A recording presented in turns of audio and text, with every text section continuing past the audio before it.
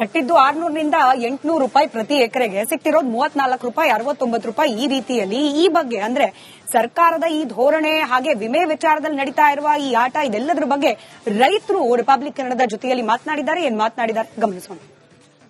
ಉತ್ತರ ಕನ್ನಡ ಜಿಲ್ಲೆಯ ಮಲೆನಾಡು ಭಾಗದಲ್ಲಿ ಮಳೆ ಮಾಪನ ಕೇಂದ್ರ ಸರಿಯಾಗಿ ಇಲ್ಲದೆ ಇರುವುದರಿಂದ ರೈತರಿಗೆ ಅನ್ಯಾಯ ಆಗಿದೆ. ಹವಾಮಾನ ಆಧಾರಿತ ಬೆಳೆ ವಿಮೆಯಲ್ಲಿ ಸಿಗುವಲ್ಲಿ ಕೂಡ ಅನ್ಯಾಯವನ್ನ ರೈತರು ಎದುರಿಸ್ತಾ ಇದ್ದಾರೆ.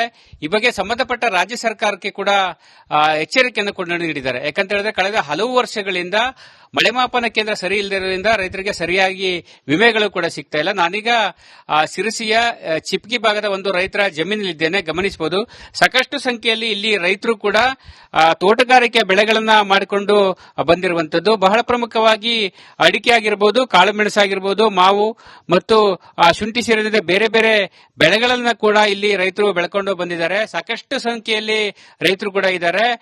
ಉತ್ತರ ಕನ್ನಡ ಜಿಲ್ಲೆಯ ಸಿರಸಿಯಲ್ಲಿ 32 ಗ್ರಾಮ ಪಂಚಾಯತ್ ವ್ಯಾಪ್ತಿಯಲ್ಲಿ ಕೂಡ ಈ ಹಿಂದೆ ಮಳೆ ಮಾಪನ ಕೇಂದ್ರ ಅಳವಡಿಸಿರುವಂತದ್ದು. ಆದರೆ ಕೇಂದ್ರದ ನಿರ್ವಹಣೆ ಸರಿಯಾಗಿ ಆಗದೇ ಇರುವುದರಿಂದ ರೈತರಿಗೆ ವಿಮೆ ಕೂಡ ಸರಿಯಾಗಿ ಸಿಕ್ಕಿಲ್ಲ. ಕಳೆದ 2 ವರ್ಷಗಳ ಹಿಂದಿನ ವಿಮೆ ಈಗ ಬಂದಿರುವಂತದ್ದು. ಅದು ಕೇಂದ್ರ ಸರ್ಕಾರ ಮತ್ತು ಲೋಕಸಭಾ ಸದಸ್ಯರಾಗಿರುವಂತಹ ವಿಶ್ವೇಶ್ವರ ಹೆಗಡೆ ಕಾಗೇರಿಯವರ ಒಂದು ಶ್ರಮದಿಂದ ಕೊಂಚ ಪರಿಹಾರ ಕೂಡ ಬಂದಿದೆ. ಆದರೆ ಪರಿಹಾರ ಸಿಗುವಲ್ಲಿ ಕೂಡ ವಿಮೆ ಪರಿಹಾರ ಸಿಗುವಲ್ಲಿ ಕೂಡ ತಾರತಮ್ಯ ಉಂಟಾಗಿದೆ ಎಂಬ ಆರೋಪ ರೈತರಿಂದ ಕೇಳಿ ಬಂದಿರುವಂತದ್ದು.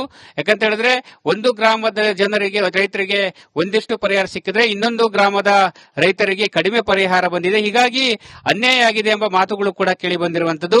ಈ ಬಗ್ಗೆ ರೈತರನ್ನೇ ಮಾತಾಡ್ತೀನಿ, ಏನ್ ಹೇಳ್ತಾರೆ ಕೇಳೋಣ. ಸರ್ ನಮಸ್ತೆ. ಸರ್, ಈಗ ಬೆಳೆ ವಿಮೆ ಪರಿಹಾರದ ವಿಚಾರದಲ್ಲಿ ಅನ್ಯಾಯ ಆಗ್ತಾ ಇದೆ, ತಾರತಮ್ಯ ಆಗಿರುವಂತದ್ದು. ಸರ್, ಏನು ವಿಚಾರ ಸರ್? ನಿಜವಾಗೂ ಹೌದು. ಯಾಕಂದ್ರೆ ಹಿಂದೆ ಫಸ್ಟ್ ಪ್ರಾರಂಭ ಮಾಡಿದಾಗ 2 ವರ್ಷ ವಿಮೆ ಸರಿಯಾಗಿ ಬಂತು. ಅದ ನಂತರ ಮಳೆ ಮಾಪನ ಕೇಂದ್ರಗಳು ಸರಿ ಇಲ್ಲದೇನೆ ಇವರು ಅದು ನಿರ್ವಹಣೆ ಮಾಡದೇನೆ ನಮ್ಮ ರೈತರಿಗೆ ಪೂರ್ತಿ ಅನ್ಯಾಯ ಆಗಿದೆ. ಯಾಕಂದ್ರೆ ಇದ್ರ ಬಗ್ಗೆ ಸೂಚನೆ ನೀಡಿದ್ರೂ ಸಹ ಸರಿ ಮಾಡದೆ ಹೋದ್ರಿಂದ ನಮ್ಮ ಎಲ್ಲ ರೈತರಿಗೆ ಅನ್ಯಾಯ ಆಗಿದೆ.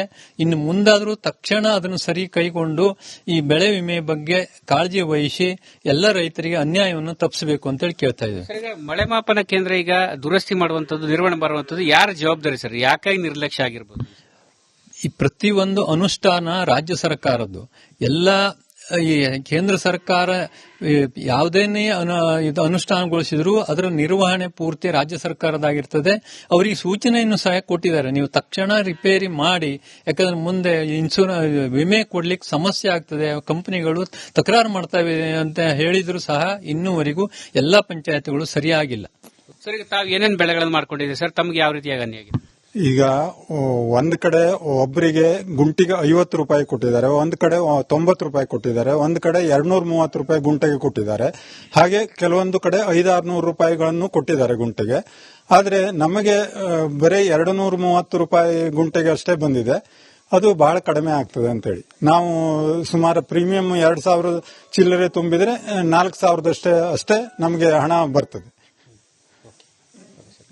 ಇವಿಷ್ಟು ರೈತರು ಹೇಳುವಂತ ಮಾತು. ಒಟ್ಟಿನಲ್ಲಿ ಒಂದೊಂದು ಕಡೆಗಳಲ್ಲಿ ಒಂದೊಂದು ರೀತಿಯ ಒಂದು ಪರಿಹಾರ ನೀಡುವುದರಿಂದ ರೈತರಿಗೆ ಅನ್ಯಾಯ ಆಗಿದೆ. ಯಾಕಂತ ಹೇಳಿದ್ರೆ ಹೆಚ್ಚಿನ ಪ್ರೀಮಿಯರ್ ಅನ್ನು ನಾವು ಹಣವನ್ನು ಕಟ್ಟಿದ್ದೇವೆ, ಆದರೆ ಕಡಿಮೆ ಪರಿಹಾರ ಸಿಕ್ಕಿದೆ. ಹೀಗಾಗಿ ನಮಗೆ ನಿಜವಾಗ್ಲೂ ಕೂಡ ಅನ್ಯಾಯವಾಗಿದೆ. ಹೀಗಾಗಿ ಸಂಬಂಧಪಟ್ಟ ಸರ್ಕಾರ ಆದಷ್ಟು ಬೇಗ ರೈತರಿಗೆ ಮುಂದಿನ ದಿನಗಳಲ್ಲಿ ಯಾವುದೇ ರೀತಿಯಲ್ಲಿ ಅನ್ಯಾಯ ಆಗದಂತೆ ನೋಡಿಕೊಳ್ಳುವಂತ ಕೆಲಸ ಮಾಡಬೇಕಾಗಿದೆ.